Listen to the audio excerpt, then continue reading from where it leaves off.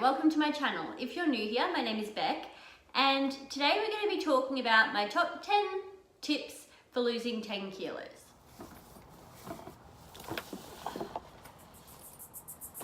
Now, obviously these 10 tips aren't only for people that want to lose 10 kilos. You could want to lose 1 kilo, you could want to lose 100 kilos, and these tips would still apply.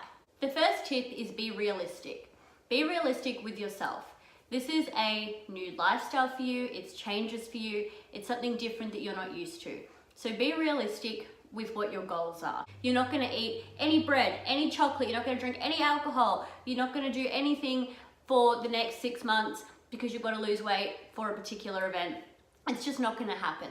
Be honest with you, think about your life and how you normally eat and make small changes so that you make some slow but realistic progress so that you stay motivated. It's not about suddenly dropping all of your weight in 1 minute, because if you do that, it's probably not going to be maintainable. If you cut out everything that you love and never eat it again, you're probably not going to be able to do that forever.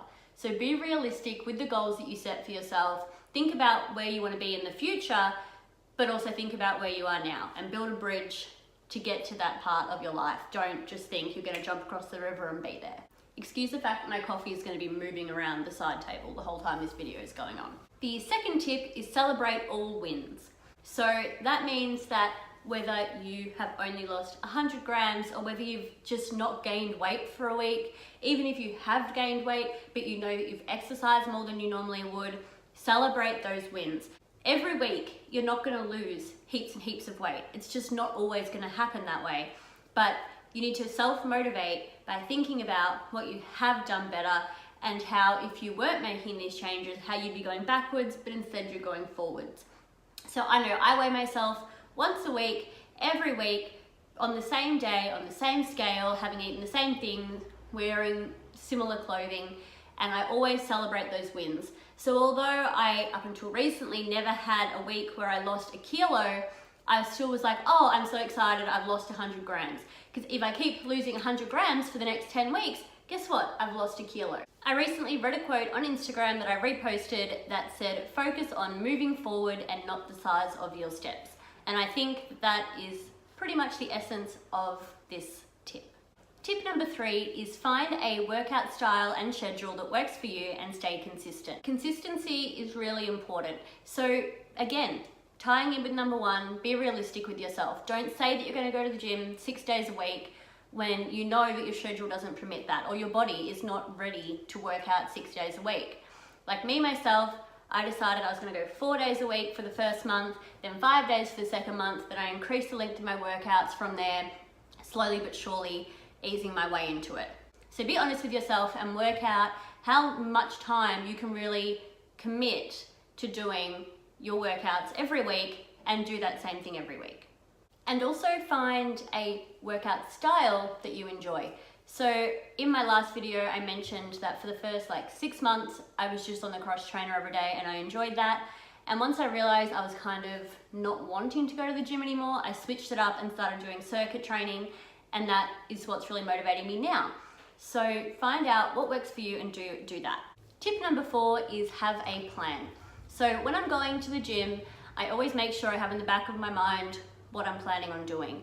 I will have either written up a circuit the night before, or I will have decided I'm going to go on the cross trainer, or whatever it is, and then I'll walk into the gym in the morning with that plan to do that thing. So I think it's really important to have a plan, because otherwise you go and you might do 5 minutes over here, 5 minutes over there, you're wandering around, you're looking at your phone, you don't know what to do. If you have a plan, you just get in and you do it and you get out. That music is so loud. Is this a joke? Okay, just ignore that music if you can still hear it. I've closed all my doors and windows, but they're having a rave in the middle of the day on Wednesday. So in having a plan, you also want to have planned in your rest days. Rest days are really important. You can't just work out every day non-stop. Your body will get tired and your workouts will be worthless because you'll just be pushing yourself, hurt yourself, and then you'll need to have extra time off to heal. So it's important to schedule in those rest days. Tip number 5 is prep your meals, or at least some of them. For me, this has really helped.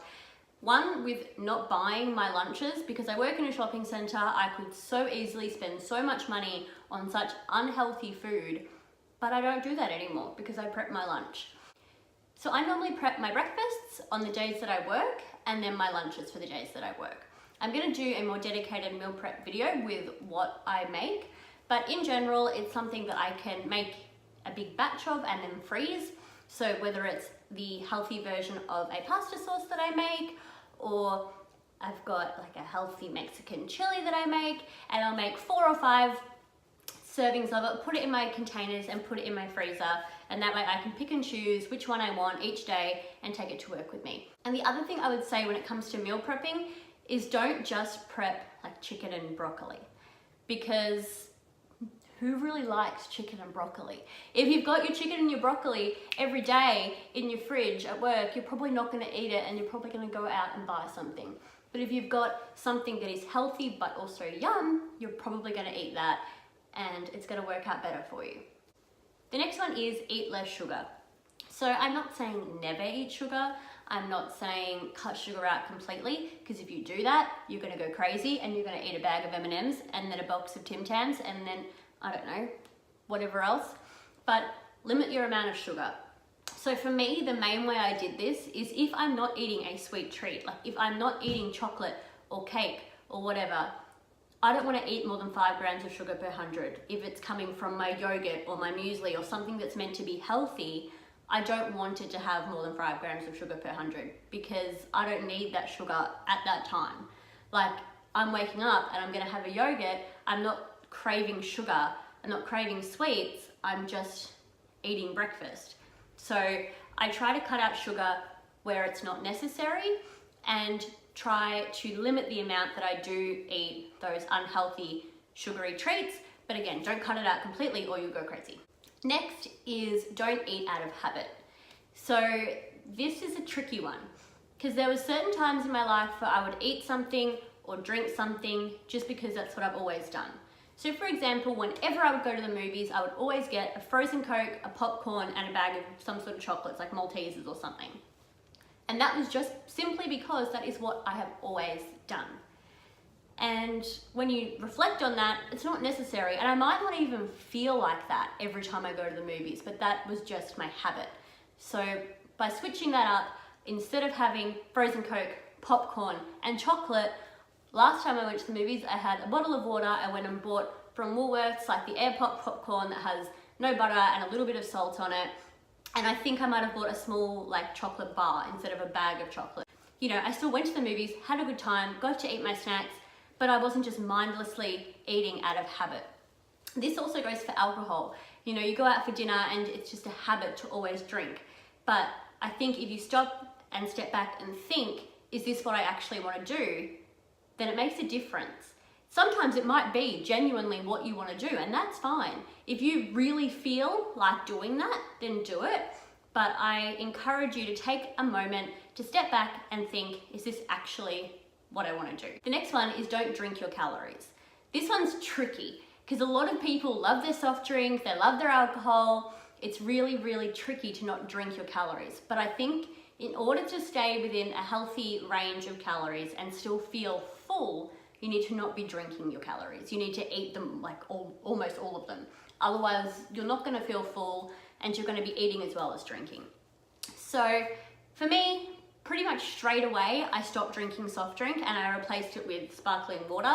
I know some people hate sparkling water, but there is a few brands that do really nice flavored sparkling water. There isn't any other ingredients, it's just water and like natural flavors, and there's no sugar in it, and I think it's quite a healthy swap.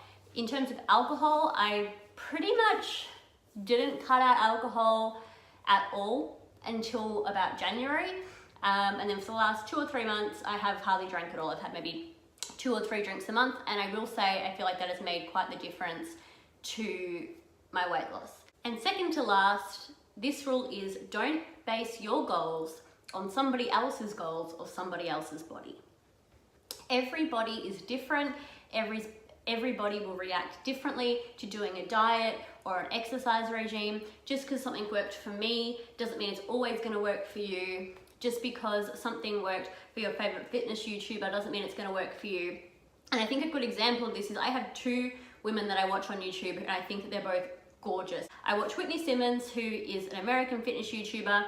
She just does weights most of the time, occasionally does HIIT cardio, but her whole thing is weights. She wants to lift heavy and she's gorgeous. And then I watch Sarah's Day, who's an Australian YouTuber. She doesn't really do weights. She does high intensity circuits, like she's jumping around the gym. Currently she's pregnant, but before she was pregnant, she's jumping around the gym doing like star jumps and burpees and crazy stuff like that. And they both have bodies that I would love. Now, obviously, even though I love Whitney's body, I can't train like her. I don't like lifting weights. I don't like doing those things. So I take bits from different people that inspire me and put it together. So when I make up a circuit, half of it might be things I've seen Whitney do and half of it might be things I've seen Sarah do. And if I was trying to base it all off one person, it wouldn't work for me. So I would encourage you to make goals based upon yourself and what you want for yourself, and not what you've seen somebody else do.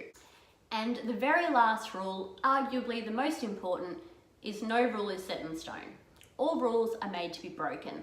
This is your life. This isn't a diet. This isn't for just right now. The whole point is that it's meant to be you for the rest of your life, loving being in your body. So even though you might say don't drink your calories, that's not to say you can't go out and drink with your friends every now and then. Just because I say eat less sugar doesn't mean you can't eat a block of chocolate once in a blue moon because you really felt like it. Just because you're meant to go to the gym a certain amount of days a week and you're meant to be being consistent, if you're tired, have a day off. Really listen to yourself. I sound like Sarah's Day now. Listen to your body and do what's right for you. Because in the end, this is meant to be sustainable and you're meant to be able to do it for the rest of your life. So make sure that you're not too hard on yourself. If you like this video, please give it a thumbs up. Hit subscribe if you haven't already. Leave me a comment down below of what other videos you'd like to see from me, and I'll see you next time. Bye.